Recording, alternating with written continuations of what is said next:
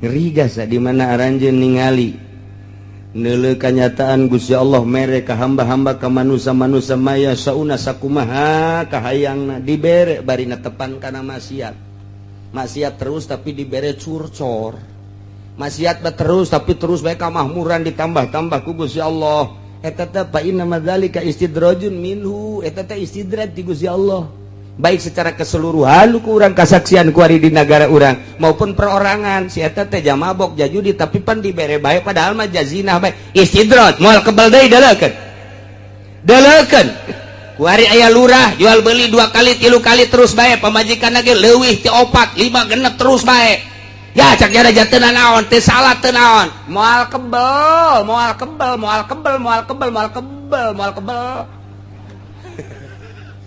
ya tuh tinggal didalekeun wae kasaksian ge ku urang emang gua istidrat ti Gusti Allah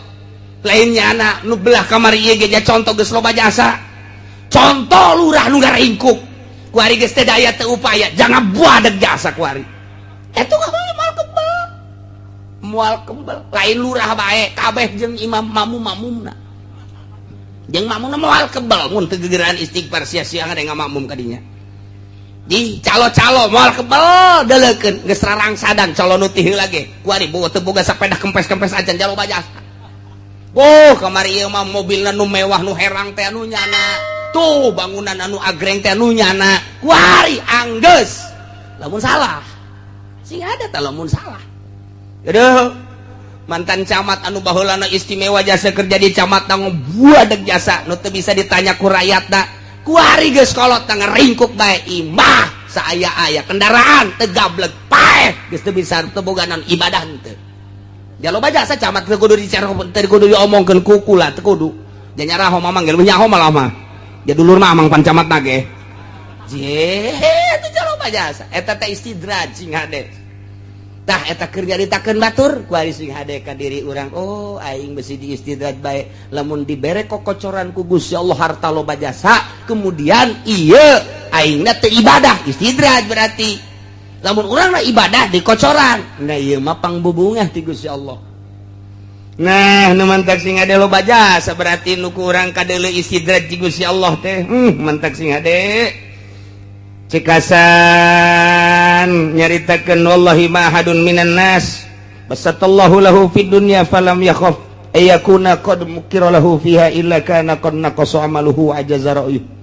teu aya hiji jelema ti manusia dijembarkeun ku Gusti Allah dunyana tapi teu sieun bahwa eta adalah tipuan ti Gusti Allah istidraj ti Gusti Allah berarti nya teh kurang amal jeung kurang pemikiran moal kebal deui bakal kena siksa ti Gusti Allah. Ya Allah ya Rabbi sing hade jasa sing hade tinggal urang ku ari nu cicing bae kiai ustad sok kadatangan jelema nu kararitu pan kiai mah tuh datang bae paranti kokosed atuh paranti kokosed deuk pilkada datang ka kiai geus jadi atuh jauhan kiai kokosed ngaranna tinggal kotorna bae kiai tengetkeun ku sia kiai lah cenah kiai uci geus atuh aing mah lain kiai ja calo aing mah sing ada urang babarengan ya sing ada negara nu sejen mah kajeun rusaknya asal udah Tangerang bae pan cenah rusak atuh geus rusak lain kajeun rusak ya sa yuh pugu Tangerang pangrusakna teh Tangerang ya lain lalagaan Masya Allah karim ngajabreg ambalaya tah ku hari urang mun kadatangan jelema nu kitu kumaha ja osok kadatanganan hendak inget kak dongeng Kangjeng Nabi Musa diwahyuan ku Gusti Allah Musa idza ra'aital faqra muqbilan faqul marhaban bi syi'aris sholihin di mana anjeun neuleuh jelema fakir datang ka anjeun sambut marhaban bi syi'aris sholihin sambut mun aya jelema fakir komo ahli ibadah sambut ku anjeun eta teh anjeun teh keur kadatangan syi'aris sholihin coba kiai aya nu nyambut nu fakir namun aya kiai na keur ngedeng bae kitu. Waalaikum. Ka pamajikan saya teh coba. Eta mah tetangga anu miskin teh bejakeun keur istirahat. Istirahat. Jeung sayupon. Masya Allah. Ieu urang can bisa jadi kiai ge can bisa. Can bisa urang keur kiai. Waalaikum. Saya tak. Kita menini cenah. Ninina ya bangun mau kempleng tawang menta-menta bejakeun keur sare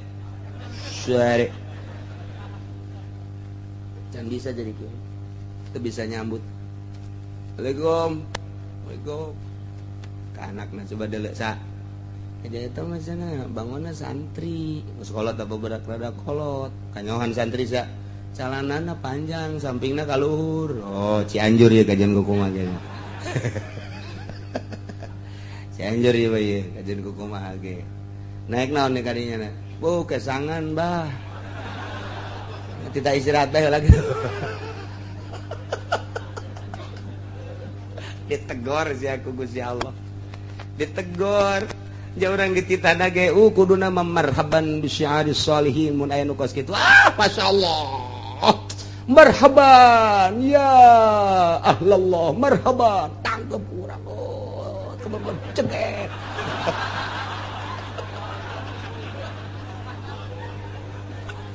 aduh jasa hirup Gusti sebab kiai mah keur didelekeun ku Allah kiai mah sebab dibere ilmu titip aing ilmu ka sia kiai sia menang dapang menang nangkup di pondok pesantren 15 tahun gunakeun ku ari keur didelekeun mantap ulama Inggris jasa ge keur didelekeun sia ka mana hate sia coba ketika datang mantap kai mah kiai mah macem-macem nu datang teh ti mimiti nu waras datang ka nu edana ya aya kayak mah kiai mah datang nu edan maju sakali nu datang rombongan nu edan masyaallah ieu kumaha menyikapina awas keur didelekeun ku Gusti Allah je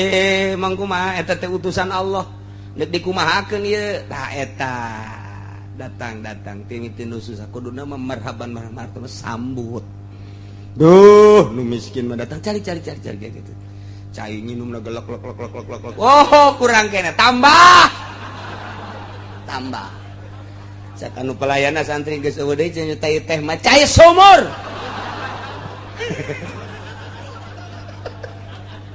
Sada mah asal cai bae geus habek. Teu kudu nu amis-amis nu kitu ieu. Sambut. Bu, masyaallah geus dibere cai ge geus bunga jasa komo diajak dahar geus katarimakeun jasa. Ieu teh lain sakadar sakitu cak Gusti Allah neuleukeun. Bagus ya nyambut tambah aing nang aing ngiriman teh. Mantap ka Kangjeng Nabi Musa mah kos kitu marhaban bi syi'aris sholihin datang nu miskin teh kudu bunga datang nu pakir kudu bunga di aku pangleuwih ngakuna nu pakir jeung nu miskin mantap lamun aya kiai ngahormat ka camat salah ngahormat ka bupati salah naon sebab kiai mah keur magahan rakyat leutik ketika nyana berdampingan bangga jeung bupati cak bapak-bapana santri je ai nyana dihormat aing teu balik sia cak bapana balik ulah mondok di dinya kunaon tuh aing teh dihormat datang ka dinya pugunya da dikiaikeun ge ku aya anak-anak aing mondok di dinya nyana teu ngahormat ka aing puna aing mah kesangan bae ka dieu pan leumpang naik ojek wah pada itu mah dihormat jasa aing teh ditanya-tanya can balik ceng pindah mondokna awas ya nang sae teh nang Allah salah ngacak ke kiaina pugunya nama magahan ge rakyat leutik leutik jaber abah ya bagan ceng ja coba anak camat nu mondok anak camat nu mondok anak bupati nu atuh anak itu biasa bae atuh ja urang dikiaikeun so teh ku rakyat kudu leutik beja berba teh jaberta bata beja berba teh jaberta bata nin jaberta tama jalan mata sinjaresi ajuris mata sia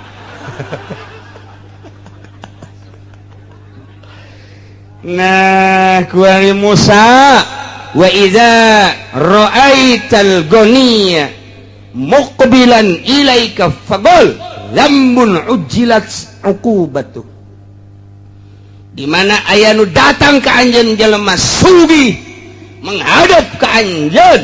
sambut ku ucapan zambun ujjilat uqubatu dosa anu moal kebal deui bakal kena siksa mun aya nu sugih kos kitu Kangjeng Nabi Musa merenung, ya Allah ya Rabbi, apakah seluruh nusugih kudu kitu? Ucapkeun nama kitu ngan haju deketan coba nusugih Musa. Baik di kalangan pemerintah maupun di kalangan rakyat mun aya nusugih deketan. Geus di deketan kumaha? Ajak coba titah nangtungkeun syiarus sholihin sarua jeung pakir. Lamun pakir dan janjeurkeun agama ku syiarus sholihin ku pakirna. Lamun sugih ajak titah nanjeurkeun syiarus sholihin ku sugihna. ajak deketan ku maneh geus di deketan dipentet titah meulikeun mobil ulah eta nu salah teh kos kitu aya kunaon tuh ajak coba ngabangun masjid mun daekeun teruskeun babaturanana ajak coba ngebangun pondok pesantren mun daekeun terus babaturanana Musa ajak coba ngabangun syiar agama aing majelis taklim mun daekeun terus mun jaga teu daekeun ulah dibaturan tah mah atuh berarti ngan pamer doang hartana tah eta di zaman Kangjeng Nabi Musa dibere wahyu model kos kitu tah eta teh dibejakeun ka Kangjeng Nabi Muhammad tiru ku urang ku ari lamun aya datang bupati sambut ku urang zambun ujilat ukubatu wah bapak bupati dosa yang tidak akan lama lagi akan disiksa sial cak bupati teh tenang dulu ini mah bahasa dari Allah ini bahasa dari Allah bukan dari saya hanya menyambung lidah balik aing cak jana keke heula ih terus kudu balik masuk perwitan ih sakumaha perawan deketan ke orang bupati coba ajak Pak ya di kampung saya lagi ngebangun masjid ukurannya sekitar 40 ke 40 nah ini sekarang lagi dibangun mau ngecor baru 40% sekarang mau ngecor kalau Bapak berkenan untuk menyumbang nah ini saya harapkan sumbangan dari Bapak mah Bupatina dari uang saya nih deketan tak Bupati kos gitu deketan tak lamun cak Bupati nanti tunggu APBD dulu jauhan tak Bupati kos itu jauhan tak mana kenang-kenangan Bupati di Tangerang ngabangun masjid mana tinggal gitu baik mana kenang-kenangan Pak Bupati pribadi nu ngabangun masjid taklim gitu baik mun nyana bagus deketan mun nyana henteu jauhan lain cak sungut kula cak sungut Allah kula mah ngabedakeun doa lain di Tangerang mah Serang lain di Serang mah Pandeglang ieu mah sakadar nyaho bae jamual ieu ngaji eta urang ngaranna eta keur carita bupati gubernur dan lain sebagainya ulah ti APBD ti dirina jasugih tah kuari pengusaha datang ka urang nyaritakeun nya batu bara punya saya batu bantar punya saya juga waduh geus poharanya sih buka batu bantar Serang meureun kadinya kabeh nu nyana kabeh wah berarti pengusaha luar biasa saya beli alat beratnya langsung dari Jepang saya turunkan ke sana kerja sama saya dengan pemerintah dan gubernur di sana wah luar biasa alhamdulillah yang ini yang di sana dikirim ke Australia yang di sana dikirim ke Amerika yang di sana dikirim tuh ke situ tuh ke mau tuh untuk ke itu VTU itu saya punya itu alhamdulillahirabbil alamin sambut kurang zambun ujilat ukubat dosa nu moal kebal deui disiksa kan kadang-kadang lain deui cek jana teu ngeunah ieu kae tenang heula eta mah ucapan Allah jati tah kitu ka Kangjeng Nabi Musa lamun nu susah aya nu susah aya kiai susah aya ustad susah jeung kiai-kiai mah geus bae sambut tah Musa cak Gusti Allah marhaban bi syi'aris sholihin mun aya kiai nu mana bae ti mana bae geus bae sambut bahasana eta kos kitu tak bahasana marhaban bi syi'aris sholihin sono urang ngobrol hayu urang teh nah eta jeung ahli-ahli agama jeung nu susah kararitu mun nu sugih bahasana omongkeun zambun ujilat uqubat sia aing cenah naon geus diomong kos kitu mun paeh wal kebel ieu kahisaban dunia mahalaluha hisabun wa haramuha ikabun yaqabun moal kebal mun bapa paeh kahisab kanjeun kumaha ge jalain cakula jak cek nabi tama kula mangan nyaritakeun doang ulah loba omong ieu motor bae moal teh di motor begitu di motor marhaban bi syiari sholih tolol datang nu sugih mah luar biasa nu susah diantepkeun ieu kiai Bangkawarah ieu kos kudu kumaha nah kuari pengusaha deketan ku urang deketan teh ulah hayang jang diri sorangan jadi diri sorangan mah geus dijamin ku Gusti Allah dahar nginum engke ge aya bae nu mawan cucurut bakal nanti ulah sieun beurit marawan kadinya ucing marawan kadinya ye atuh tah mah geus pokona kitu bae geus di Gusti Allah Allah Maha Kawasa jelema nganang karak bae tah cak Gusti Allah nu mere atuh maung pun mang mawakeun kadinya roti di jajalan ge ku mau Masya Allah ulah sieun-sieun atuh komo urang loba jelema berenanan mau ngarupa anak orang ku anak orang padahal mau ngeta kan emang mau jadinya sok ngakolan bapak sok menta maksa itu mau ngaran teh kos kita deketan ajak Musa cek Gusti Allah yuk ngenteng menang ngomong teu kudu ngomong ajak ke masjid ajak ke majelis taklim ajak ke pondok pesantren mun nya haju ngomong layak ya dibangun siap kula ngabangun deketan tan nusugih sebab eta nusugih ge termasuk kana syiari sholihin tinggal kuari mah bergerak na di syiari sholihin apa henteu nu susah mah bergerak teh ngun kasusahanna bae nya mah geus boga tanda syiari sholihin tapi iya ya nusugih ti mimiti pejabat pemborong pengusaha dan lain sebagainya nyana aya eueuh arah kadinya satungtung aya baturan satungtung eueuh cuengkeun bae mah tak naon sih eta kos gitu tetep bisa tak kiai teh lumayanan aya di samsuan eta asal geus kos gitu bae ditegor ku Allah hei sia mah lain titah kitu titah nyukseskeun agama lain haju hayang barang batur tata mah sugi-sugi batur kunaon sia haju hayang engke lamun sia hayang ketika nyana teu meres ya bendu atuh kunaon ngabenduan dia eta menu nyana tah eta kos gitu nasihat ka Kangjeng Nabi Musa alaihis salam masyaallah awas nalika urang engke ku Gusti Allah ditegor terakhir keur bubungahan beunang kabeh bakalna faizahum lisun fakuti adabirul qaum maka dicabut akhirna kaum dipotongkeun dipenggaskeun alladzina zalamu eta jelema nu zalim kabeh tungtungna dibeakeun kabeh eta mah engke bakalna dibeakeun kabeh lamun tangkal kayu ngan sakadar pang-pangna doang diragajian ditutuhan sirungan deui tangkal kayu kuari tak tangkalna kadang sirungan deui sanajan jadi lambat kuari dihandap tetep aya keneh nu sirungan deui tapi ieu mah geus dicabut jeung akar-akarna fakuti adabirul qaumil ladzina dicabut langsung ku Gusti Allah jeung akar-akarna mun nisbat ditangkal kayu geus moal sirungan deui kitu kene jelema zalim cabut ku Gusti Allah moal sirungan deui Abu Jahal cabut Firaun cabut Namrud cabut dicabut bae ku Gusti Allah aya teh melalui rakyat engke aya nu melalui Gusti Allah langsung siksa ku Gusti Allah cabut ku Gusti Allah tah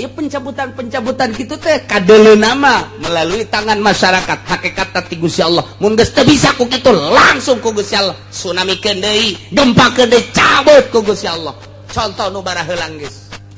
tinggal kuari urang keur berhadapan jeung Amerika Amerika mah poha jasa ieu teh jeung urang kuari teh keur lain lalagaan teh menghadapi Amerika teh Indonesia mah geus bertekuk lutut tapi di luar negeri anti Amerika nangis nampak luar biasa sanajan ditincakan Irak tetap rakyat anti Amerika tidak akan diserahkan negara secuil pun terhadap Amerika termasuk Libya sanajan geus diacak-acak ku Amerika cek rakyat Libya anti Amerika tidak akan kuserahkan secuil pun negara Libya terhadap Amerika nemendak dibom deui kedutaan Amerika na kurang Libya acak-acakan kuan aya pembuatan film Kangjeng Nabi Muhammad baheula mah Fajar Isa Demisi baheula mah kuari aya pembuatan film ieu Kangjeng Nabi na nampak begitu nampak ternyata pelecehan dibom kedutaan Amerika di Libya satu suara Irak Iran wabeh ieu mah lamun diteruskeun kuari pemberitaanana bisa perang dunia perang agama ieu mah lain lalagaan kuari di Indonesia kuari geus 1-2 geus mengetahui ngan henteu dipublikeun bae lamun ieu dipublikeun hudang ujianana kiai-kiai ujianana mah titah santrina kiai na mangke bae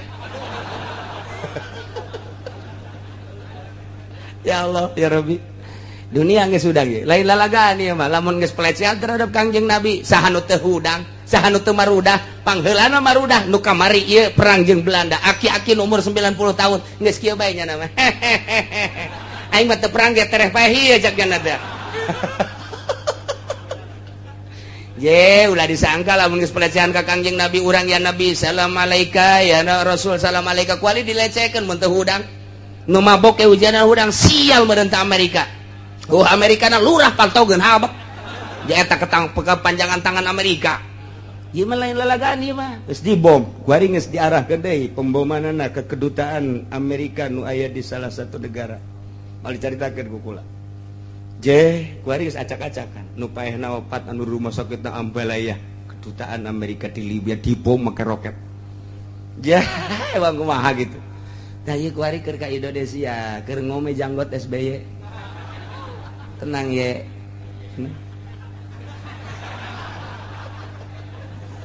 aduh ampun Masya Allah karim ayat nu mantak rahimallahu abdan tadabbaru hadhil ayat Allah mere welas asih ka jelema anu mikir jeung inget-inget kana ieu ayat lantaran lamun kurang ditadabur dipikir urang bakal mengarah kana tobat loba maca istighfar ka Gusti Allah Subhanahu wa ta'ala mun urang boga anak bejaan sing hadeceng gitu lantaran ieu keur fatahna alaihim abwaaba kulli syai besi ka dituna akhadnahum bagtatan sing hadeceng adapun urusan Allah ngan urang aya geus tobat matuh ngeunaheun bae sing hade kata tangga urang anu judi teh sing hade ja ieu mah geus teu bisa temempan ku sungut kiai geus temempan ku Gusti Allah ieu mah geus tinggal nyiksa we cak Gusti Allah sia ku utusan aing ulama-ulama temempan ku aing na bae geus temempan cak nya naon da lupat ka mana sia ku aing digempakeun deui sia akhadnahum bagtatan naudzubillah min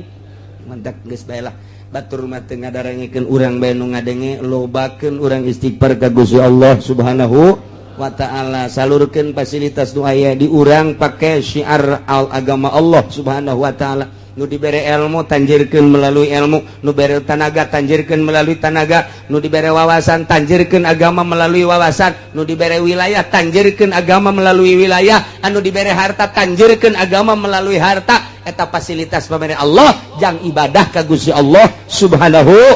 wa ta'ala walhamdulillahi rabbil alamin sadaya puji tangtu ka Gusti Allah nu mangeranan alam kabeh artina puji ka Gusti teh lantaran ditulunganna para rasul dirusakna para kafirin ku Gusti Allah setelah teu daya teu upaya salila urang berdaya urang kudu ngalaksanakeun daya jeung kekuatan urang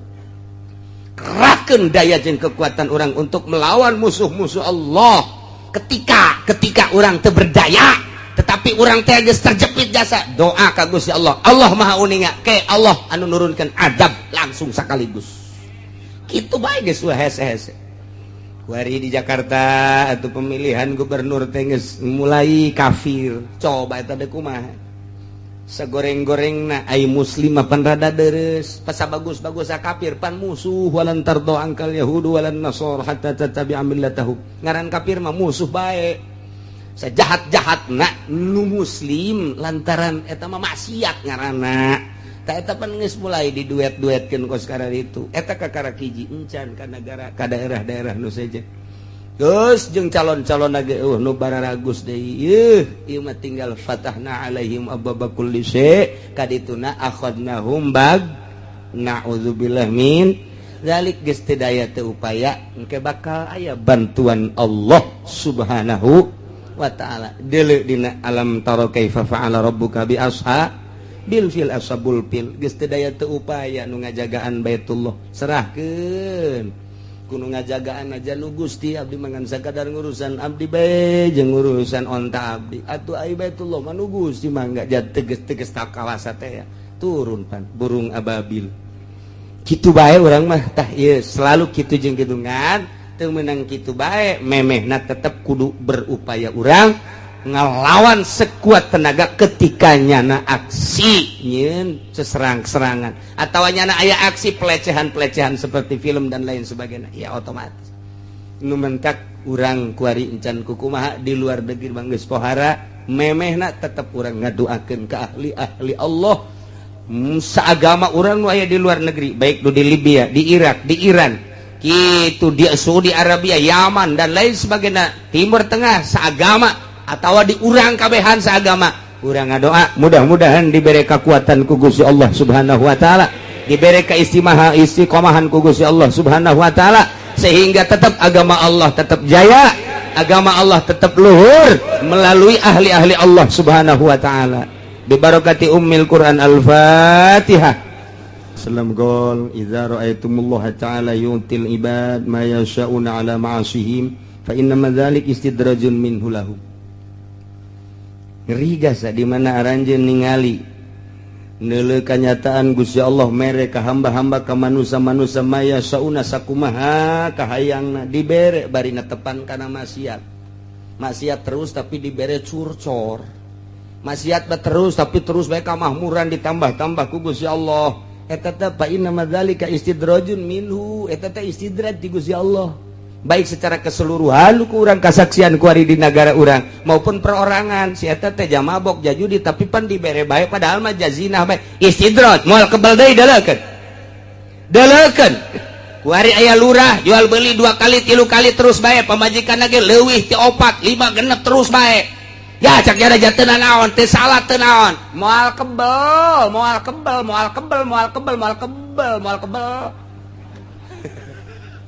ya itu tinggal didelekeun wae kasaksian ge ku urang emang gua istidrat ti Gusti Allah lainnya anak nu belah kamari ieu ge contoh geus loba jasa contoh lurah nu ngaringkuk ku ari geus teu daya teu upaya jangan buadeg jasa ku ari eta moal kebal lain lurah bae kabeh jeung imam makmumna jeung makmumna moal kebal mun teu gegeuraan istighfar sia-sia ngade ngamakmum ka dinya di calo-calo moal kebal deleukeun geus rarangsadan calo nu ti heula ge ku ari boga teu boga sapeda kempes-kempes acan jalo bajasa kamari ieu mah mobilna nu mewah nu herang teh anu nyana tuh bangunan anu agreng teh anu nyana ku ari anggeus lamun salah sing ada tah lamun salah aduh mantan camat anu baheulana istimewa jasa kerja di camat nang buadeg jasa nu teu bisa ditanya ku rakyatna ku hari geus kolot tang ringkuk bae imah saaya-aya kendaraan teu gablek paeh geus teu bisa teu boga naon ibadah teu jaloba jasa camat teu kudu dicerok teu kudu diomongkeun ku kula teu kudu nya nyaraho mamang ge nyaho malah mah ya dulur mah amang pan camat na ge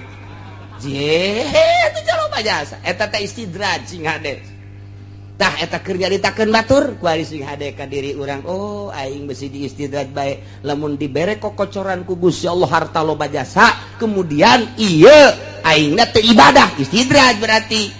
lamun urang ibadah di kocoran nah ieu mah pangbubungah ti Gusti Allah nah nu mantak sing hade loba jasa berarti nu ku urang kadeuleu istidraj ti Gusti Allah teh mantak sing hade cekasan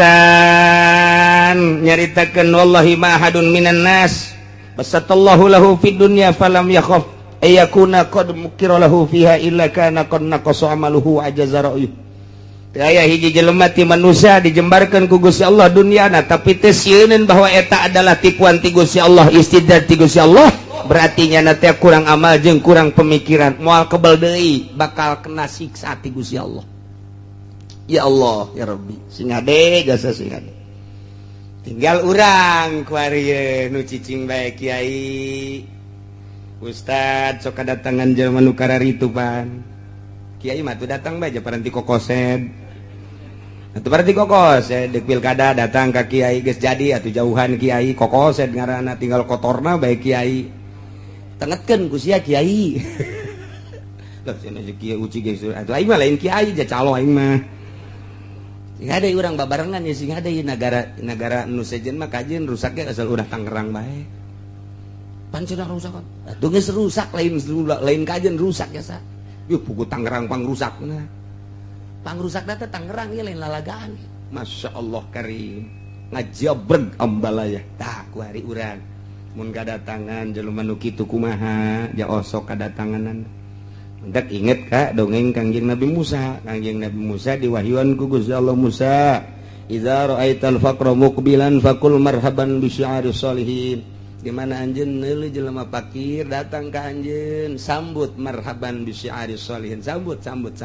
mun aya jelema fakir komo ahli ibadah sambut ku anjeun eta teh anjeun teh keur kadatangan syi'ari sholihin coba kiai aya nu nyambut nu fakir namun aya kiai na keur ngedeng bae gitu. Waalaikumsalam. Ka pamajikan saya teh coba. Eta mah tetangga anu miskin teh bejakeun keur istirahat.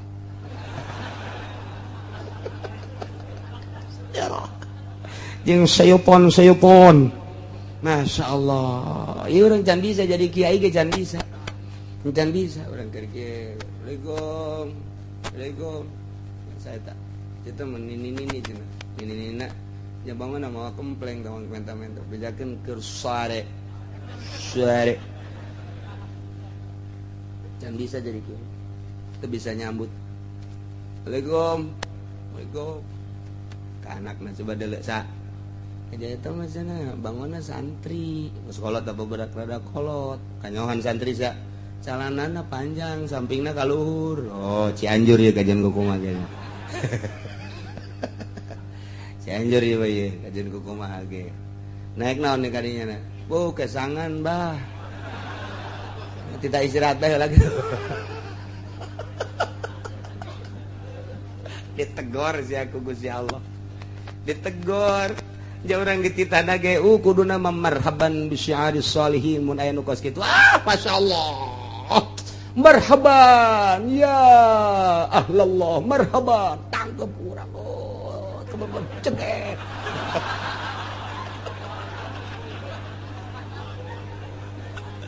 Aduh, jasa hirup Gusti. Sebab kiai mah keur didelekeun ku Allah, kiai mah. Sebab dibere ilmu titip aing ilmu ka sia kiai. Sia menang dapang menang nangkup di pondok pesantren 15 tahun gunakeun ku ari keur didelekeun mantak ulama Inggris jasa ge. Keur didelekeun sia ka mana hate sia coba ketika datang mantak kai mah kiai mah macam-macam nu datang teh ti mimiti nu waras datang ka nu edana ya. Aya kai mah kiai mah datang nu edan maju sakali nu datang rombongan nu edan. Masyaallah ieu kumaha menyikapina awas keur didelekeun ku Gusti Allah. Je mangkumaha eta teh utusan Allah. Nek dikumahakeun ieu tah eta datang timiti nu susah kuduna mah marhaban sambut. Duh nu miskin mah datang cari gitu. Cai nginumna gelek. Oh kurang kene tambah. Sakanu pelayana santri geus eueuh deui cenah nyutai teh mah cai sumur.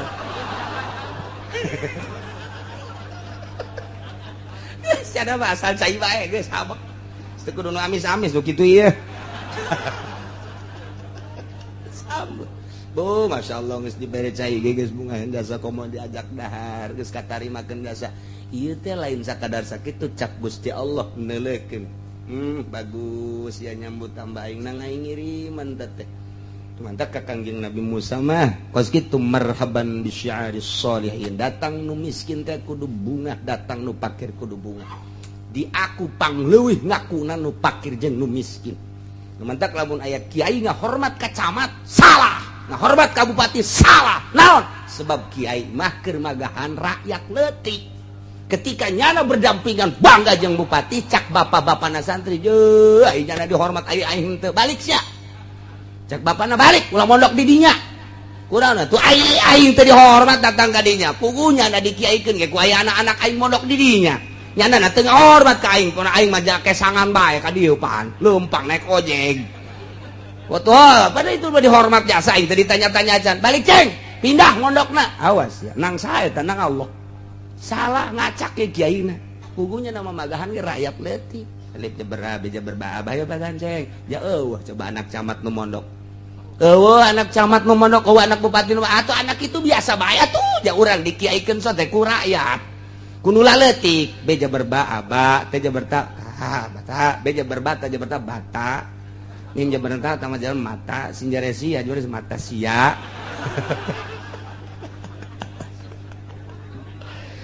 Nah kuari Musa wa idza ra'aital ghaniya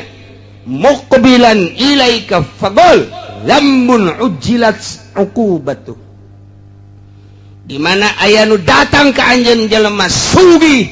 menghadap ka anjeun sambut ku ucapan zambun ujilat uqubatu. Dosa anu moal kebal deui bakal kena siksa. Mun aya nu sugih kos kitu. Kanjeng Nabi Musa merenung, ya Allah ya Rabbi, apakah seluruh nu sugih kudu kitu? Ucapkeun nama kitu ngan haju deketan coba nu sugih Musa. Baik di kalangan pemerintah maupun di kalangan rakyat mun aya nu sugih deketan. Geus di deketan kumaha? Ajak coba titah nangtungkeun syiarus sholihin sarua jeung pakir. Lamun pakir dan janjeurkeun agama ku syiarus sholihin ku pakirna. Lamun nu sugih ajak titah nganjerkeun syiar salihin kusugihna ajak deketan ku maneh geus dideketan dipentet titah meulikeun mobil ulah eta nu salah teh kos kitu aya kunaon tuh ajak coba ngabangun masjid mun daekeun teruskeun babaturanana ajak coba ngabangun pondok pesantren mun daekeun terus babaturanana Musa ajak coba ngabangun syiar-syiar agama aing majelis taklim mun daekeun terus mun jaga teu daekeun ulah dibaturan tah mah atuh berarti ngan pamer doang hartana tah eta di zaman Kangjeng Nabi Musa dibere wahyu model kos kitu tah eta teh dibejakeun ka Kangjeng Nabi Muhammad tiru ku urang ku ari lamun aya datang bupati sambut ku urang zambun ujilat ukubatu wah Bapak Bupati dosa yang tidak akan lama lagi akan disiksa sial cak bupati teh tenang dulu ini mah bahasa dari Allah ini bahasa dari Allah bukan dari saya hanya menyambung lidah balik aing cak jana keke heula ih terus kudu balik masuk perwitan ih sakumaha perawan deketan ke orang bupati coba ajak Pak ya di kampung saya lagi ngebangun masjid ukurannya sekitar 40 ke 40 nah ini sekarang lagi dibangun mau ngecor baru 40% sekarang mau ngecor kalau Bapak berkenan untuk menyumbang nah ini saya harapkan sumbangan dari Bapak mah Bupatina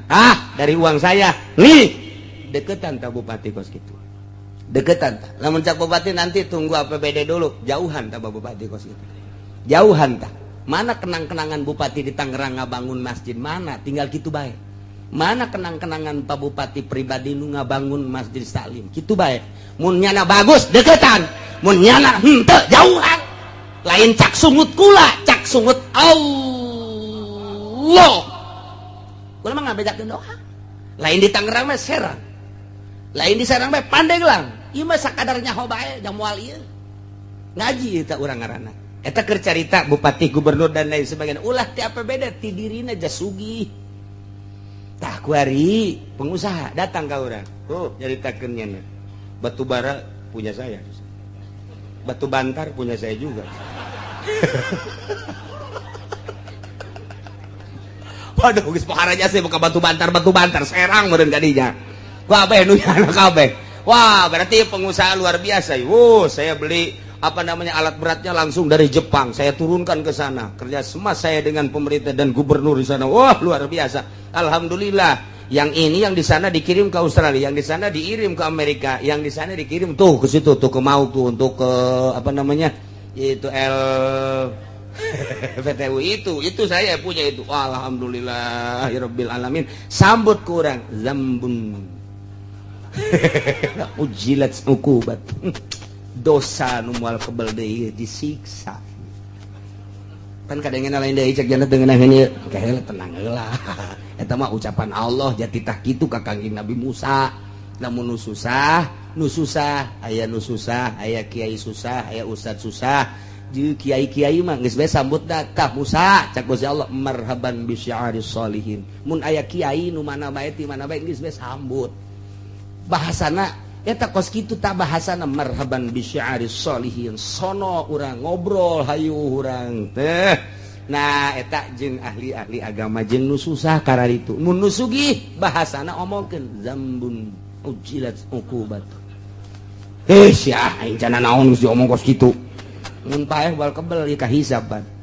dunia mahalaluha hisabun wa haramuha ikabun yaqabun moal kebal mun bapa paeh kahisab kanjeun kumaha ge jalain cakula jak nabi tama kula mangan nyaritakeun doang kula loba omong ieu motor bae moal teh di motor begitu di motor marhaban bi syi'ari sholih tolol datang nu sugih mah luar biasa nu susah diantepkeun ieu kiai Bangkawarah ieu kos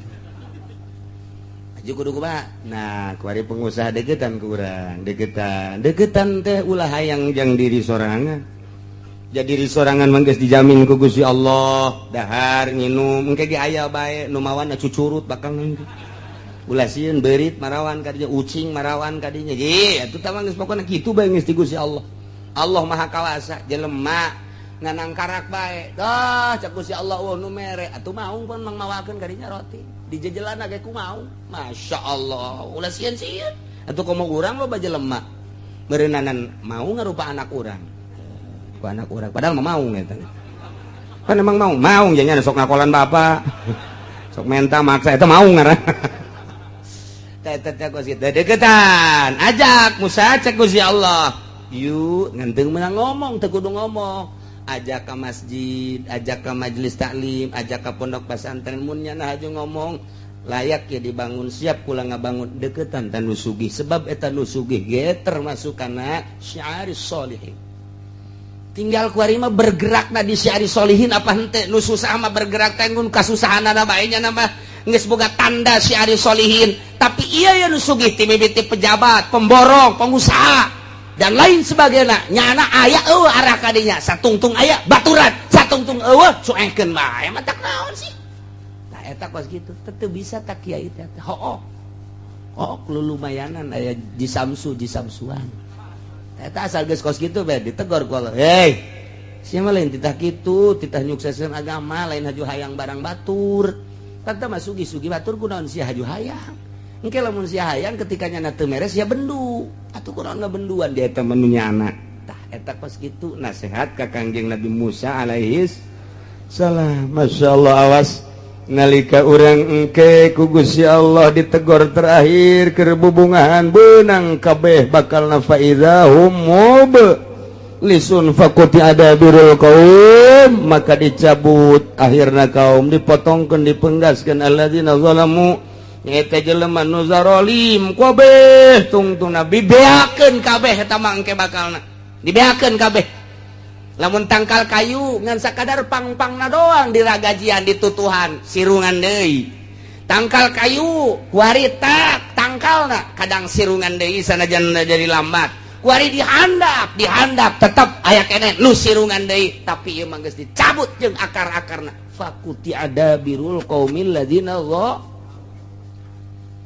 dicabut langsung ku Gusti Allah jeung akar-akarna mun nisbat ditangkal kayu geus moal sirungan deui kitu keneh jelema zalim cabut ku Gusti Allah moal sirungan deui Abu Jahal cabut Firaun cabut Namrud cabut dicabut bae ku Gusti Allah aya teh melalui rakyat engke aya nu melalui Gusti Allah langsung siksa ku Gusti Allah cabut ku Gusti Allah tak ieu pencabutan kitu teh kadeleuna mah melalui tangan masyarakat hakikat ti Gusti Allah mun geus teu bisa ku kitu langsung ku Gusti Allah tsunamikeun deui gempakeun deui cabut ku Gusti Allah contoh nu bara heulang geus tinggal kuari urang keur berhadapan jeung Amerika Amerika mah poha jasa ieu teh jeung urang kuari teh keur lain lalagaan teh menghadapi Amerika teh Indonesia mah geus bertekuk lutut tapi di luar negeri anti Amerika nangis nampak luar biasa sanajan ditincakan Irak tetap rakyatnya anti Amerika tidak akan diserahkan negara secuil pun terhadap Amerika termasuk Libya sanajan geus diacak-acak ku Amerika cek rakyat Libya anti Amerika tidak akan kuserahkan secuil pun negara Libya terhadap Amerika nemendak dibom deui kedutaan Amerika na kurang Libya acak-acakan kuari aya pembuatan film Kangjeng Nabi Muhammad baheula mah Fajar Isa Demisi baheula mah kuari aya pembuatan film ieu Kangjeng Nabina nampak begitu nampak ternyata pelecehan dibom kedutaan Amerika di Libya satu suara Irak Iran wabeh ieu mah lamun diteruskeun kuari pemberitaanana bisa perang dunia perang agama ieu mah lain lalagaan kuari di Indonesia kuari geus 1-2 geus mengetahui ngan henteu dipublikeun bae lamun ieu dipublikeun hudang ujianana kiai-kiai ujianana mah titah santrina kiaina mangke bae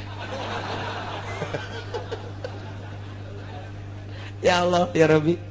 dunia geus hudang ieu lain lalagaan ieu mah lamun geus pelecehan terhadap Kangjeng Nabi saha nu teu hudang saha nu teu marudah pangheulana marudah nu kamari ieu perang jeung Belanda aki-aki umur 90 tahun geus kieu bae nya nama aing mah teu perang ge tereh bae ieu jak janada ye ulah disangka lamun geus pelecehan ka Kangjeng Nabi urang ya Nabi salam alaika ya Rasul salam alaika kuali dilecehkeun mun teu hudang nu mabok ke hujanan urang sial merentah Amerika. Amerikana lurah paltogeun habak. Jaeta kepanjangan tangan Amerika.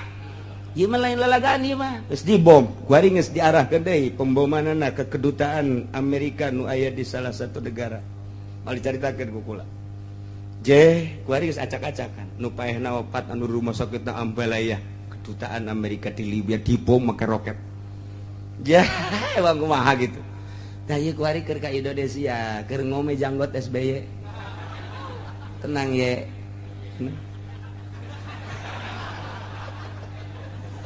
Aduh ampun ini Masya Allah karim. Ayatnya numantak rahimallahu abdan tadabbaru hadhil ayat. Allah merewelas asih ka jelema anu mikir jeung ingat-ingat kana ieu ayat.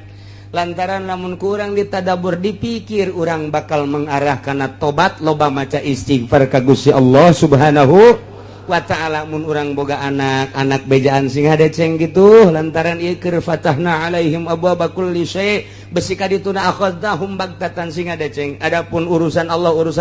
ngan urang aya geus tobat matuh ngeunaheun bae. Sing hade kata tangga urang anu judi teh sing hade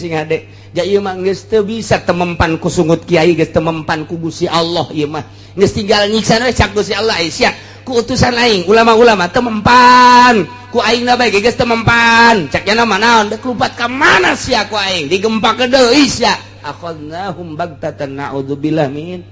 mantak geus bae lah batur mah teu ngadarengekeun urang bae nu ngadenge lobakeun urang istighfar ka Gusti Allah Subhanahu wa ta'ala. Salurkeun fasilitas nu aya di urang pake syiar agama Allah Subhanahu wa ta'ala. Nu dibere ilmu tanjirkeun melalui ilmu, nu dibere tanaga tanjirkeun melalui tanaga, nu dibere wawasan tanjirkeun agama melalui wawasan, nu dibere wilayah tanjirkeun agama melalui wilayah, anu dibere harta tanjirkeun agama melalui harta. Eta fasilitas pamere Allah jang ibadah ka Gusti Allah Subhanahu wa ta'ala. Walhamdulillahi rabbil alamin. Sadaya puji tangtu ka Gusti Allah nu mangeranan alam kabeh. Hartina puji ka Gusti teh lantaran ditulunganna para rasul dirusakna para kafirin ku Gusti Allah setelah teu daya teu upaya. Salila urang berdaya, urang kudu ngalaksanakeun daya jeung kekuatan urang. Kerahkeun daya jeung kekuatan urang untuk melawan musuh-musuh Allah. Ketika urang teu berdaya tetapi urang teh geus terjepit jasa doa ka Gusti Allah. Allah Maha Uninga ke Allah anu nurunkeun adab langsung sakaligus. Kitu bae geus hese-hese. Kuari di Jakarta atuh pemilihan gubernur teh geus mulai kafir. Coba eta teh kumaha? Sagoreng-gorengna ai muslim pan rada deres, pasabagus-bagus kafir pan musuh walan tardo angkal yahudu walan nasor hatta tattabi'a millatahum. Ngaran kafir mah musuh bae. Sajahat-jahatna nu muslim lantaran eta mah maksiat ngaranna. Ta eta pan geus mulai diduet-duetkeun ku sekarang itu. Eta kakara hiji encan ka negara ka daerah-daerah nu saja. Geus jeung calon-calon lagi nu bararagus deui. Ieu mah tinggal fatahna alaihim abwaaba kulli syai' kadituna akhadnahum bag na'udzubillah min zalik geus teu daya teu upaya engke bakal aya bantuan Allah Subhanahu wa ta'ala. Deuleu dina alam tara kaifa fa'ala rabbuka bi ashabil fil ashabul fil geus teu daya teu upaya nu ngajagaan Baitullah serahkeun kudu ngajagaan aja nu Gusti abdi mangan sakadar ngurusan abdi bae jeung ngurusan onta abdi atuh ai Baitullah mah nu Gusti mangga jad teges-teges takawasa teh ya turun pan burung ababil kitu bae urang mah tah ieu selalu kitu jeung kitu ngan teu meunang kitu bae memehna tetep kudu berupaya urang ngalawan sekuat tenaga ketika nyana aksi nyeun seserang-serangan atawa nyana aya aksi pelecehan-pelecehan seperti film dan lain sebagainya ya otomatis nu mentak urang kuari encan kukumaha di luar negeri manggeus pohara memehna tetep urang ngadoakeun ka ahli-ahli Allah saagama urang nu aya di luar negeri baik nu di Libya di Irak di Iran kitu di Saudi Arabia Yaman dan lain sebagainya Timur Tengah saagama atawa di urang kabehan seagama urang ngadoa mudah-mudahan diberi kekuatan ku Gusti Allah. Urang teh pan aya dua malaikat disebutna malaikat hafadzah dikatuhu aya di kenca aya ke asal magrib asar nu ieu naik ke turun jang nu peuting disip sarua malaikat ge disip sip 2 nya ge sarua oh malaikat peuting malaikat berang-berang ya taqabuna silih ganti nu berang-berang nu peuting ta eta teh malaikat hafazoh ngaranna atawa sok disebut kiramul katibin malaikat pencatat tak eta malaikat pencatat teh mual pisah-pisah jeung urang kecuali 3 hiji ketika urang junub malaikat hafazoh atau kiramul katibin ngajauhan urang sebab kaambeuna angru awak urang mun urang junub mantak urang lamun hayang dibarengan sanajan urang kitu junub wudu urang gak masalah tuduh abeh malaikat tetap aya di urang nomor kedua ketika goit ketika urang ngising malaikat embungeun cek ena aing membung ka tempat bau-bau kos gitu cek malaikat lain parantina tuh aing mah embung nya nungguan di tukang di luar ke lamun urang geus beres ngising na karak nomor katilu ketika urang jima jeung pamajikan ketika orang jima jeung pamajikan nyana mundur sebab nyana membungeun kos kitu embung aing mah kos kitu mah urusan sia teh kos kitu mah beres ta eta malaikat bungeun nah disalian eta terus bae jeung urang naon bae dicatet ta ieu mentak istahyu cek Kangjeng Nabi sing isin maraneh kabeh ka malaikat nu aya di gigireun maneh geus urang jaga lantaran nyana selalu nyatet ka urang sing isin ulah sok sataranjang sebab jana embungeun ngabarengan urang sataranjang lamun aya jelema make carana pokek sakieu eta malaikat ngajauhan embungeun bung jakeun aing meneuleuh-neuleuh kos kitu tah teu hayang kontak ulah rapi tuh kan ya wala taksibu kullu nafsin illa 'alaiha jadi jelema anu ngalaksanakeun dosa kembali na kanyana keneh nyana musyrik yang nyana kafir yang nyana munafik yang nyana maksiat yang nyana wala taziru wizra ukhra wala taziru waziratun wizra ukhra wala taziru mual bisa nanggung nafsu nawakawakan waziratun anu berdosa wizra ukhra kana dosa nu sejen boro-boro nanggung nu batur pugununya naga setengah egeug dosanya dosa urang teu bisa dosa urang ditanggung ku nyana boro-boro dosa atuh cangkilang di urang ge ku ari urang dek ka Mekah rebo urang babawaan tas gede geus puguh di kabin kemudian atuh tas letik aya 2 kemudian tas paspor di dieu hiji beubeulian segala kapal segala naon boh rebo sakumaha tas balik di Vietnam balik di Mekah tah ieu teh babawaan nu katuhu aya nu kenca aya nu digantungkeun di dieu aya boro-boro endek ngabantuan nu sejen puguh nu nyana ge teu kabawa tak ieu keur carita babawaan di dunia teu bisa atawa aya jelema manggul ini sakintal nu urang sakintal deui pangmanggulkeun deuk kumaha manggulna puguh ai ge ieu sakintal teu kabawa kabeh sakana ieu aya keneh ditunda sia yang dipangmaokeun teu bisa ta eta keur carita babawaan bae kos kitu nah ieu di akhirat dosa urang ku urang dosa batur ku batur teu bisa dosa batur ditomlekeun ka urang dosa urang ditomlekeun ka batur teu bisa wala taziru teu bisa nanggung awak-awakan nu berdosa nanggung karena dosa nu sejen teu bisa kusorangan bae eta mah masyaallah malah mah kahadean urang anu bakal diserot ka batur ketika urang ngalaksanakeun zalim urang puasa urang salat urang zakat urang haji tetapi ternyata urang pernah ngazolim batur nah ieun ke di akhirat di sidang begitu di sidang teh salat urang bagus zakat urang bagus segala rupa urang bagus jol bae jelema anu dizolim ku urang teh neluh misalna urang nampiling misalna urang najong misalna urang ngomong atau urang nyaga caprak di hareupeun batur datang ka batur teu ngeunaheun atawa modal pamarentah aya jelema ieu boga bangunan di dieu kemudian atuh ieu teh kena planning pemerintah tanpa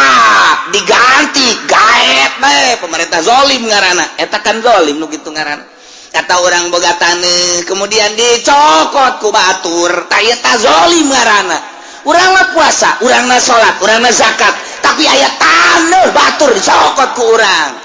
sia sing hade di akhirat timbang begitu ditimbang bagus jo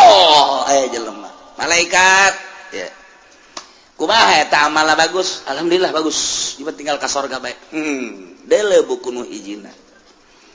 periksa nah aya we catatan zalim oh bener taneuh abdi direbut ku nyana ieu hak abdi wawarisan ti abah kemudian ku nyana bae dicokot abdi geus merengek-rengek abdi boga anak boga incu abdi teh hayang ngajual demi untuk kelangsungan kehidupan anak pamajikan jeung incu abdi tapi dikuasai ku nyana zalim perhitungkeun malaikat perhitungkeun di dunia abdi teu bisa memperhitungkeun lantaran nyana gagah jasa teu beunang carana golok geus aya di bibir abdi jawara jana mah kuari jajawaran hai siap pokona mah tanah abdi ayo hitung jadi kumaha tuh perhitungkeun kumaha miskin aya kumaha waduh ieu mah kadzaliman ieu nah geus kieu kudu kumaha teh ya kahadeannya nah ka dieu ke salat kakak cokot ku adi haji kakak dicokot ku adi jazolim taneuh teh 1 hektar makan ipan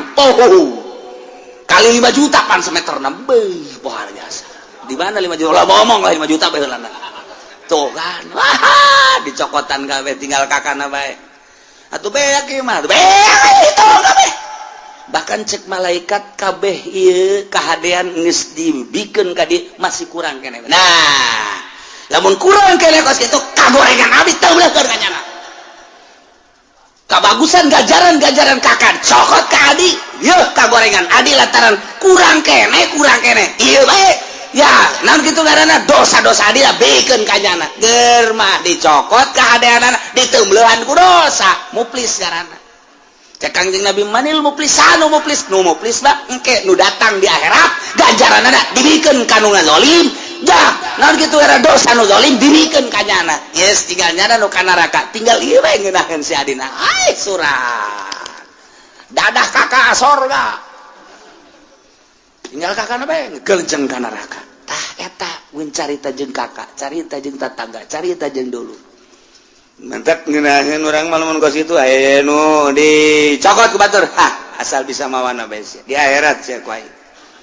geus beres urang tetep nu urang boga motor jalaina ngeridit ieu mah aing meuli asli jasa cokot ku batur tinggal urang mah hak bae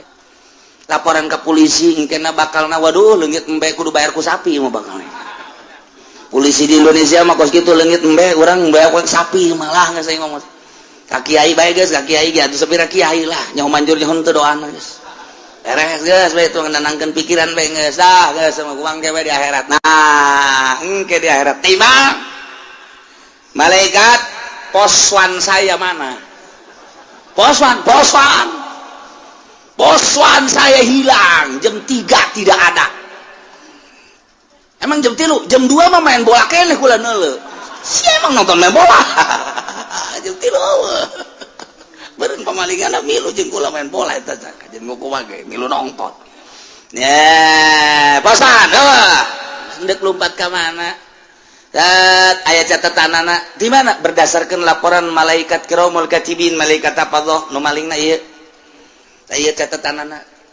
malam anu tanggal sekian tah ieu tah laporanana moh eta kan nyelesikeun hiji ge angel lantaran nu dipaling dipaling motorna nu dipaling mobilna anu dipaling taneuhna anu dianiaya pada eta hiji bae ge angel da saurang narangtung mata poe ngan sadeupa sakieu masyaallah neuk teu kebal kumaha lila jasa urang geus kakejat bae ngegerahan maksudna deuk ka neraka lah pokona nu penting ieu gegerahan ya puguh ka neraka leuwih panas tah eta ayo geura tilet hiji jelema bae ge pohara jasa nah ieu mane maling motor yang geus teu bisa ngahelak deh jauh sungut mata ngomong nu ngomong leungeun al yauma nakhtimu ala afahim wa tukallimuna aydihim wa tashhadu arjuluhum bima kanu sibun leungeun ngomong saya yang bawa kunci tehnya ngomong tah ieu curug saya yang motrek-motrek aduh geus deui aku cak suku kula nu leumpakna aduh aja cak babaturan kula nu ngadorongna atuh geus ieu mah teu ngomong lamun sungut ngomong mal anggeus-anggeus rame atuh jeung malaikat disalah-salahkeun malaikat mentak dikunci subut plak beres teu ngomong al yauma nakhtimu ala afwahihim wa tukallimuna aydihim nu ngomong leungeun arjuhum suku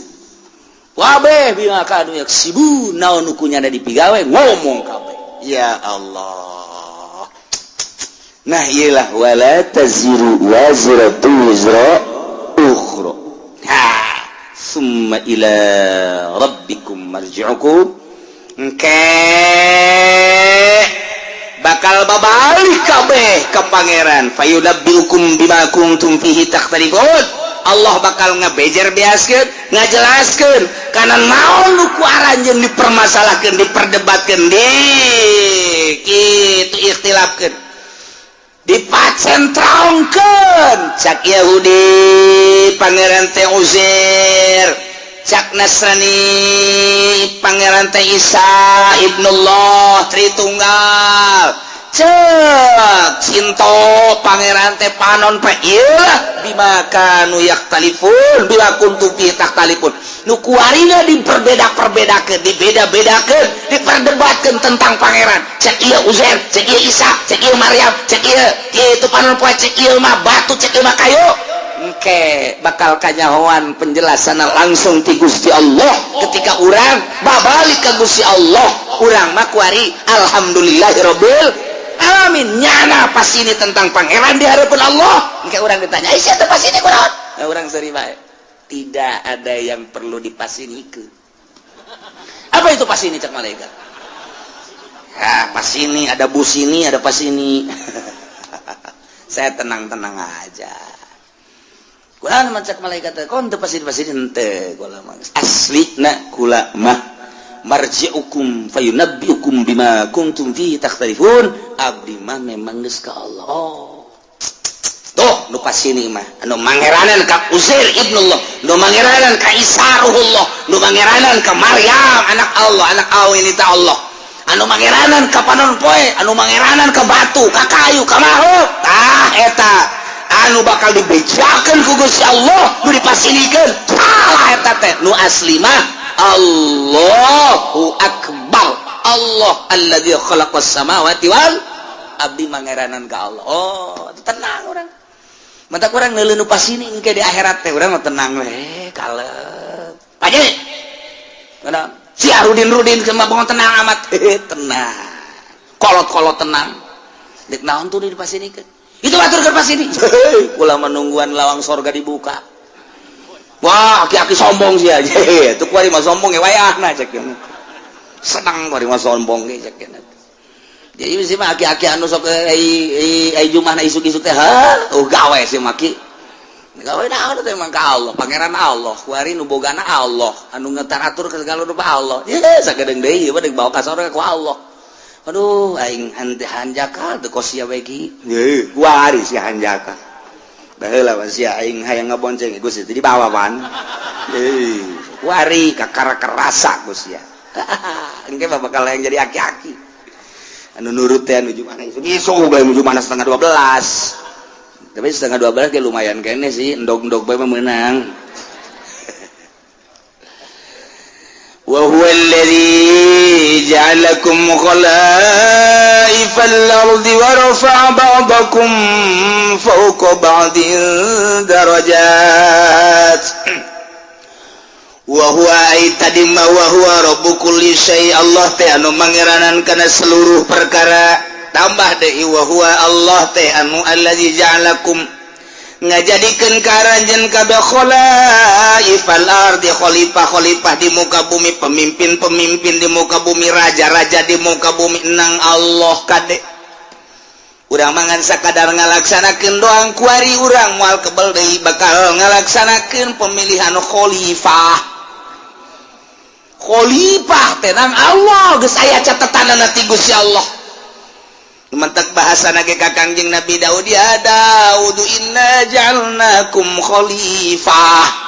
Hei Daud, kaulah ngajadikeun ka anjeun teh sebagai khalifah, pemimpin dunia, pemimpin negara. Jadi sarua alladzi ja'alakum khalaifal ard. Allah teh nu ngajadikeun khalifah-khalifah nu mantak tergantung kumaha Allah bae. Negara nek dikacrutkeun, nek dicilakakeun, Allah mimpin ka eta negara, nyadiakeun pemimpinna anu zalim. Allah dek gabereskeun eta negara, statistikna misalna penataanana dan lain sebagainya, Allah mempersiapkan jelema anu jujur bagus, anu pas jadi pemimpin. Jadi geus dipersiapkeun ku Allah, ulah tinggal ngalaksanakeun bae. Seperti orang pemilihan Banten, kiai kurang kumaha haram milih pemimpin awewe teh haram, malah didobat pan ku kiai-kiai keneh adu argumentasi. Eta teh maksudna emang Allah dek ngajadikeun pemimpin Banten sebagai konde anu zalim. Kos itu pan kos kitu teh kajenting halangan ku bae moal bisa dalil, tinggal dalil unggal pengajian kiai nyaritakeun haram milih awewe endahan kiai ngajakan ka awewe. Atuh geus kitu we eta Allah teh deuk ngajadikeun Banten teh Banten redup ngaranna teh. Lain Banten bersinar, Banten redup. Kuari mah lain redup deui gua ledeg. Jadi mah kuari mah Banten gludug geus lah, geus redup deui geus. Wah beh, kuari mah ngararingkuk. Tuh, tinggal ki pudeli be empot-empotana. Aing kapanggil tamual, tenang pun, moal pun, kalem ae. Aduh, masyaallah, lainnya na bae, loba.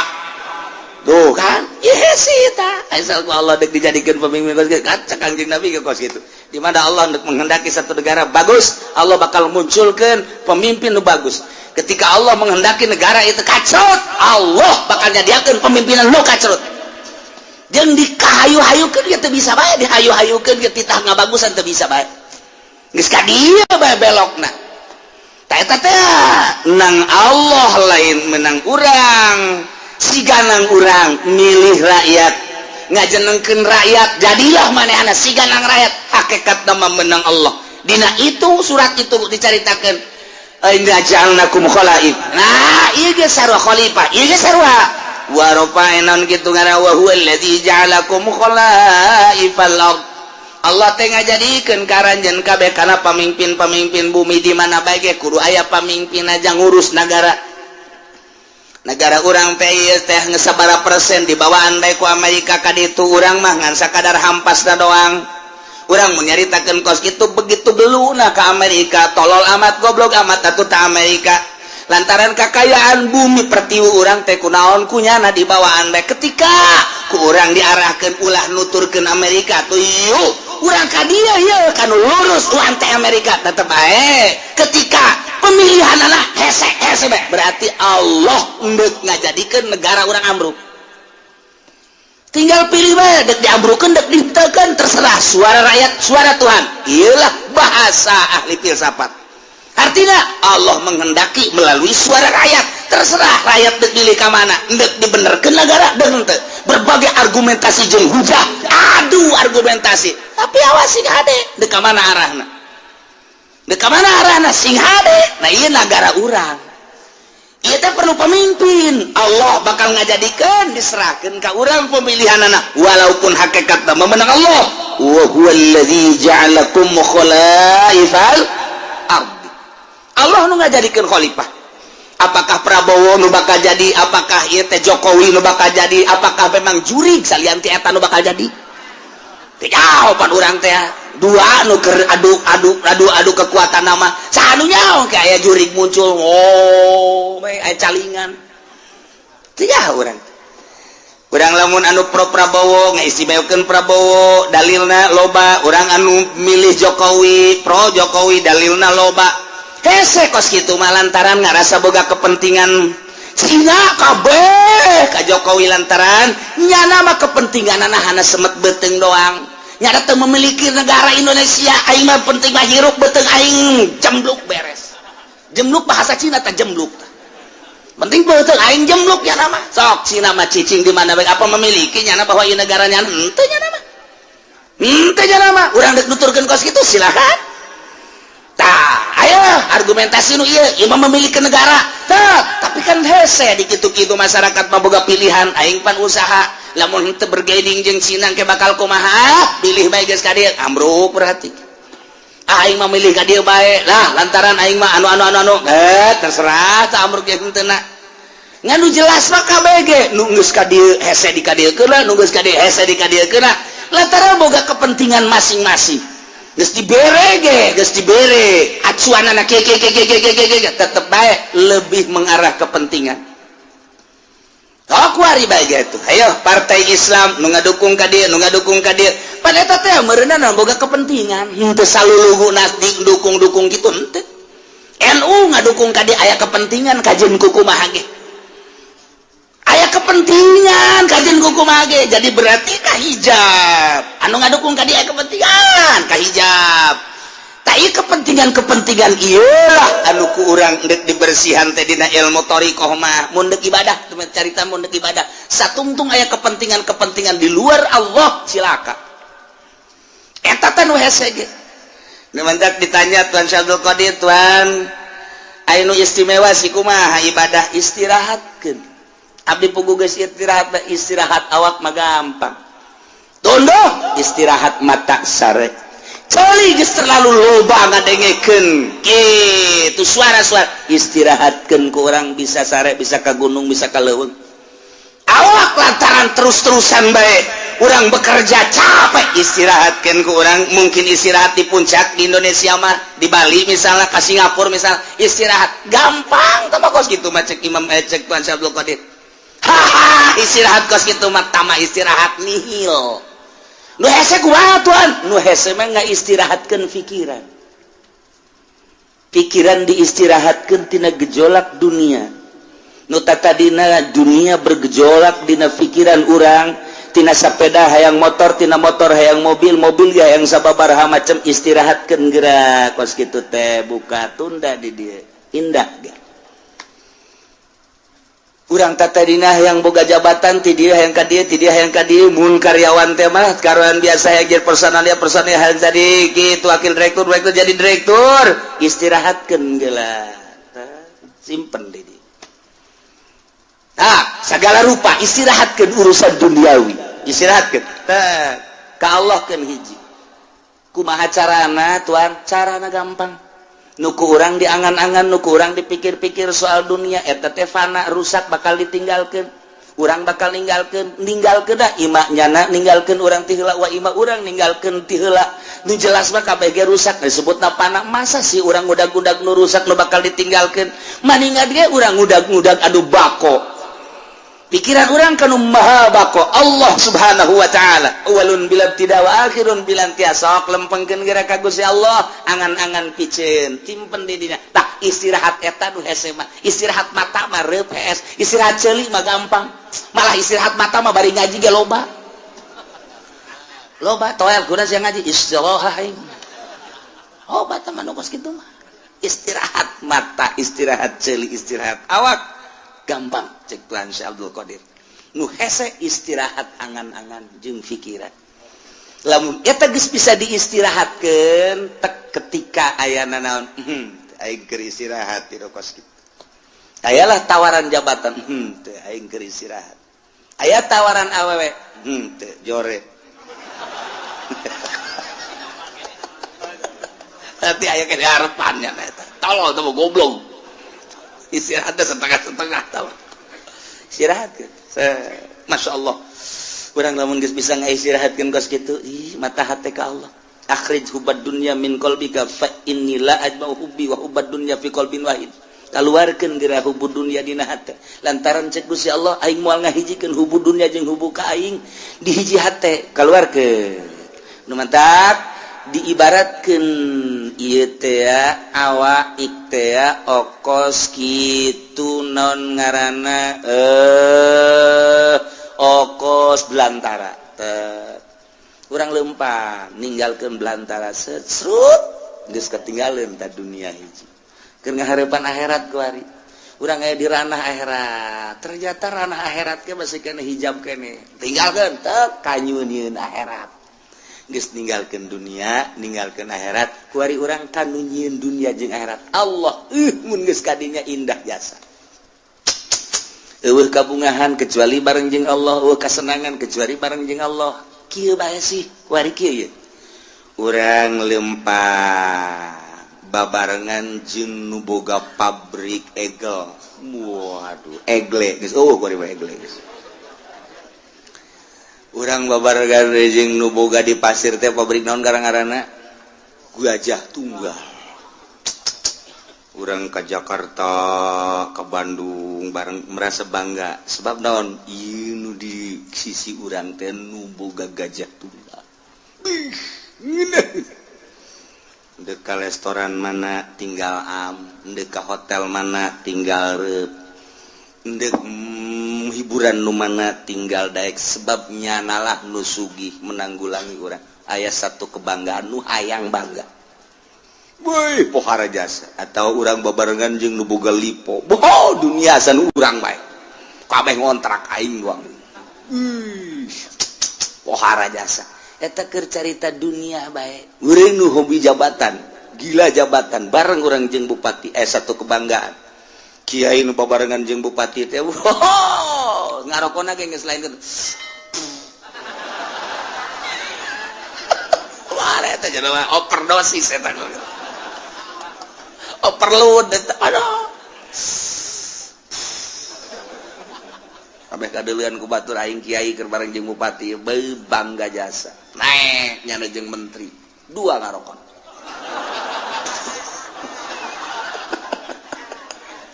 pohara jasa komo jeung presiden mah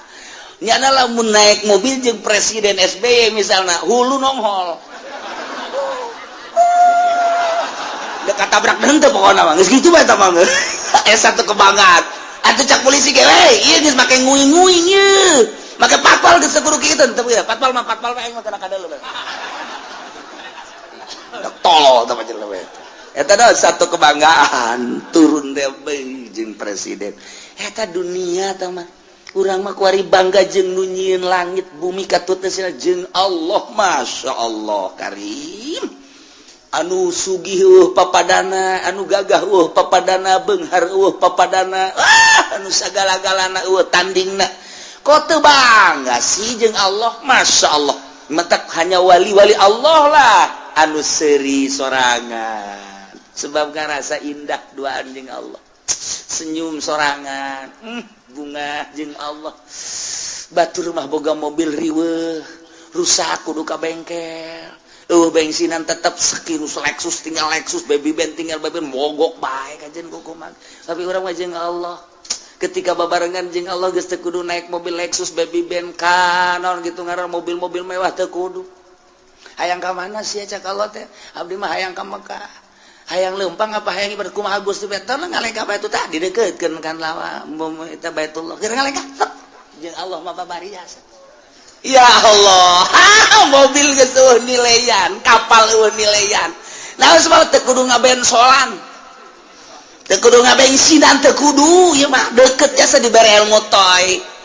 geus datang Mekah kuari yang mah deui Jakarta hayang balik ka Indonesia nek naon tuh rindu ka anak tolol sia mah pan keur jeung aing si rindu ka anak ka pamajikan meureun ya kitulah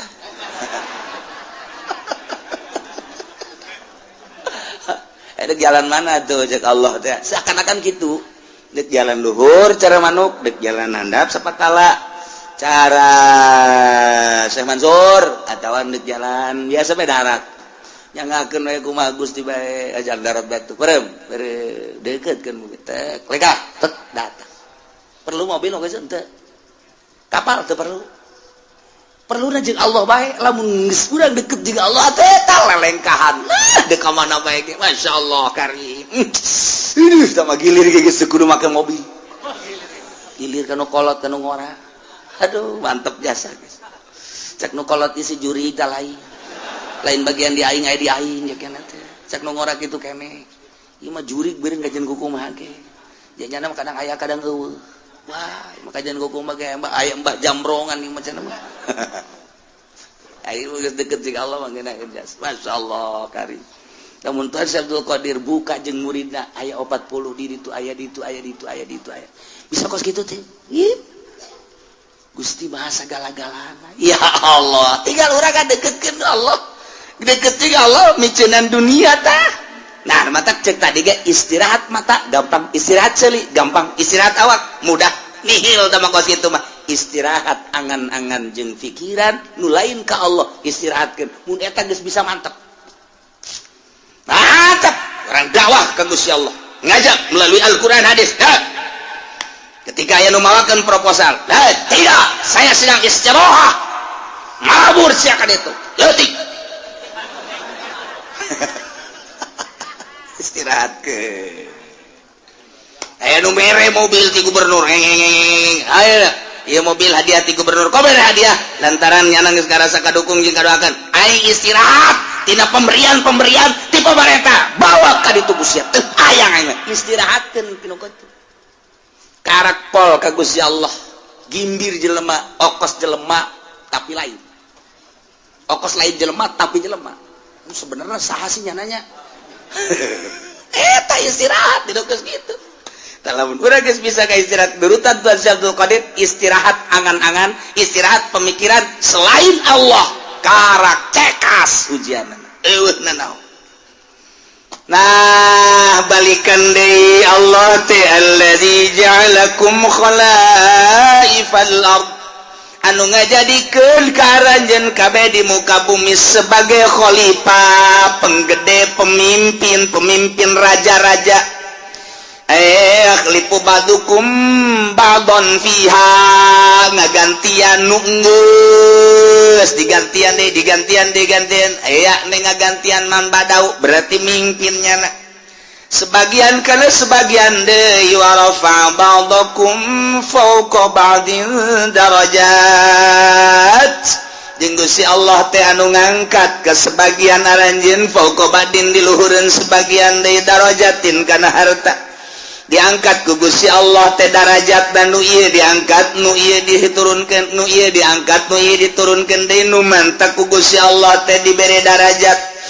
Aya jelema nu dibere kasep, aya jelema nu dibere jore, aya jelema dibere sugih, aya jelema dibere fakir, aya jelema dibere mulya, aya jelema dibere rendah, aya jelema dibere pinter, jelema dibere bodoh, aya jelema dibere kuat, nu hiji deui dibere lemah. Ieu kabeh lain berarti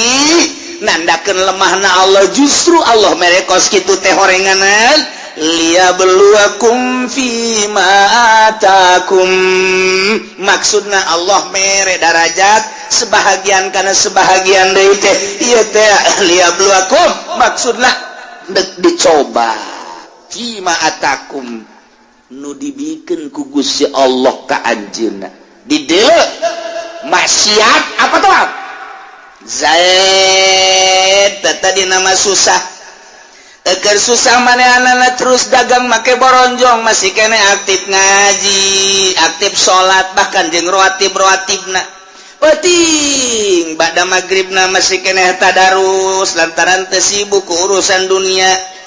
Bada isana ge aya pengajian di mushola jana masih kene milu, terus balik ka imah nyana istirahat penting sempat kene tahajud, bahkan bari wiridan sholawat jeung sajabana. Eta teh hirup sederhana bagus cik Gusti Allah nyana ngan sakadar ka pasar balik deui ka pasar balik deui kuari banyana teh dibere ku Gusti Allah cik kuaring ciadek dibere coba berubah apa henteu warisanana warisan ti kolotna teh kajual nyana boga kuari duit 500 juta nyin ruko rumah dan kontrakan salah tuh ya geus kitu bae mun pokona mah toko aya, rumah aya dan lain sebagainya. Ngarokok nu tadina kalau kuari gudang garam. Sarua jeung PNS. Gudang garam ge ganti Samsu. Samsu kurang mantep lisong.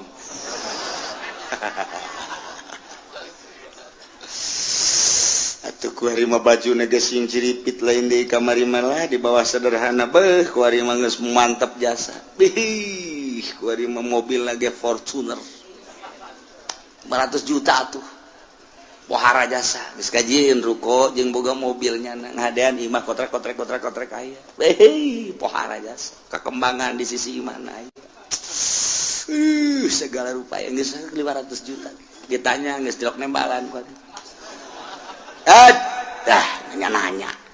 paling gaeng dibere hatena geus juara geus julid hatena geus julid ustad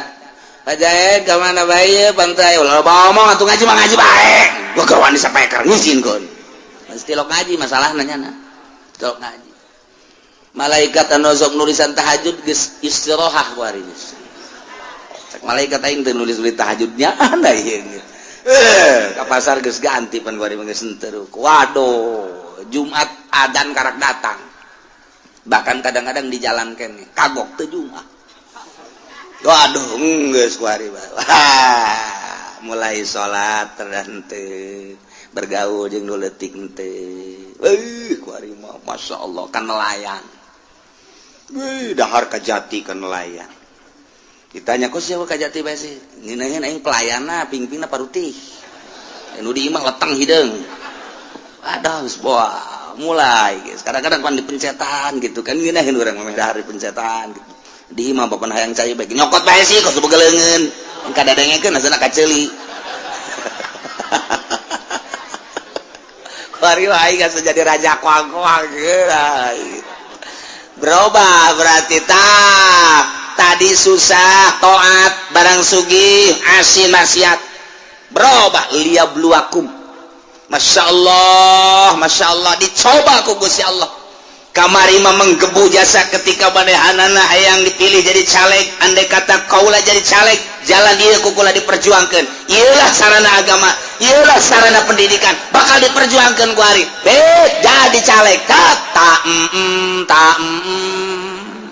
kapanggih ge henteu teh caleg teh ku galedeg kitu teh caleg dicoba liyabluwakum ngeuk dicoba ieu kamari mah kerja di santri kene masyaallah nyata teh masyarakat luar biasa ih indah jasa kadeuleunan mah jasa dahar ge pohara jasa lah ditetep doang di luhurna lauk tembang mantep kadeuleunan sakitu jeung tembang doang ge jeung jengkol bae jeung aya bae cabe dirinya dirames di dieu sambelna ge henteu digocok deui henteu geus langsung bae nya mah ieu ta multidimensi sungut teh nya bari nyambel di dieu bae geus tapi barang tas daharna waduh kesangan nuduha kaburu ngaji kaburu salat kaburu jeung masyarakat jeung babaturan ngan keur susah barang jadi kiai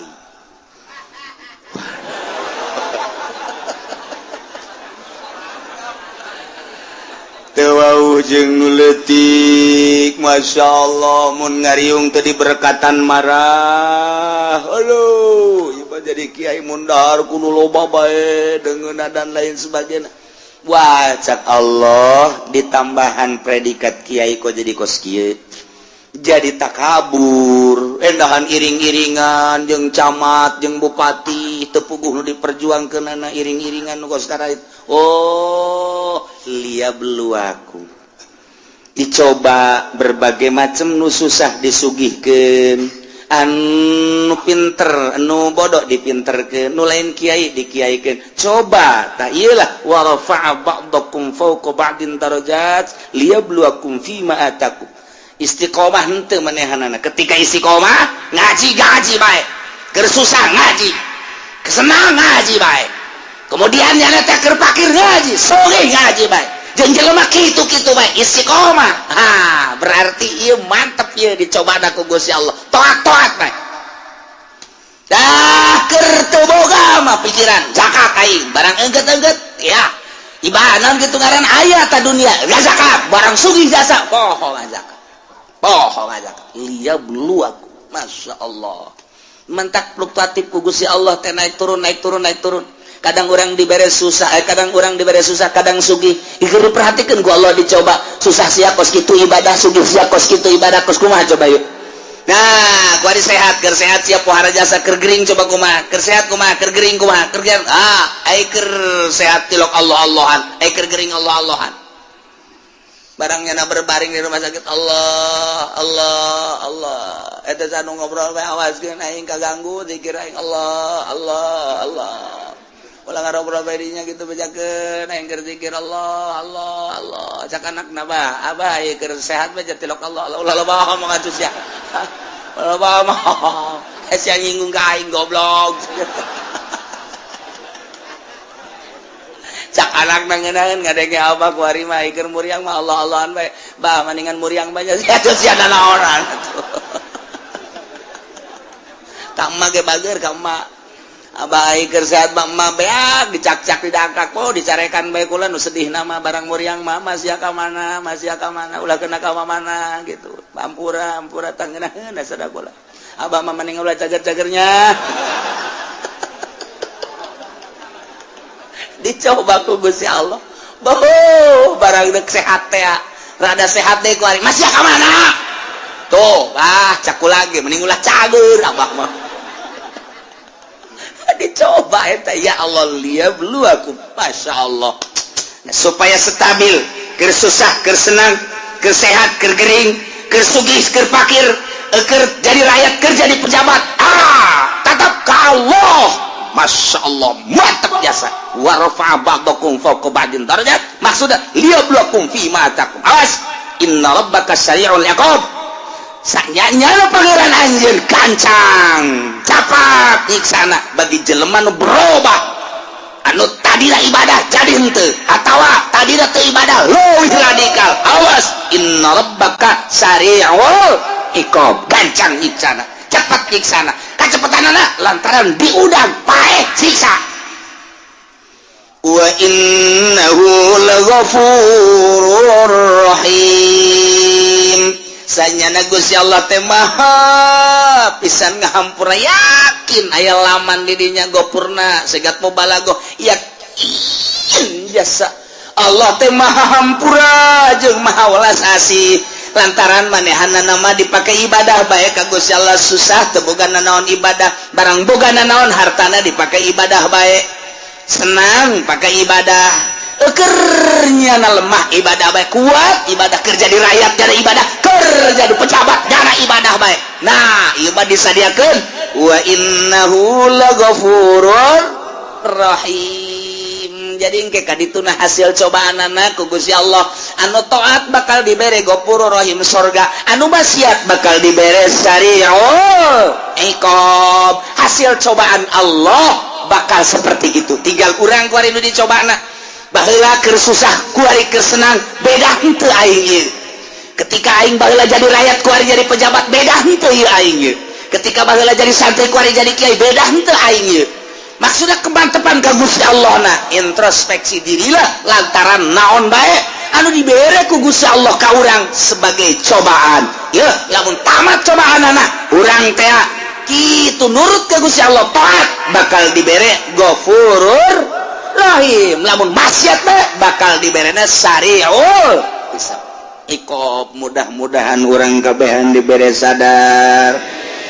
bentak mata hati urang diistirahatkeun pikiran-pikiran urang tina duniawi dimantepkeun keyakinan urang ka Gusti Allah sehingga urang ibadah mantep istiqomah ka Gusti Allah sehingga urang menang ridho Allah subhanahu